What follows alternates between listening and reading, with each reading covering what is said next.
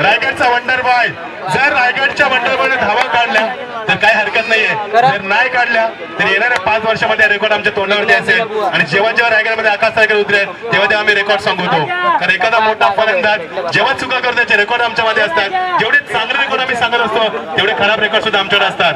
प्रशांत खानावकर अतिशय मोठा फलंदाज आहे, मात्र 17 चेंडू बीट झाला होता लगातार केवाल्याच्या मैदानावरती।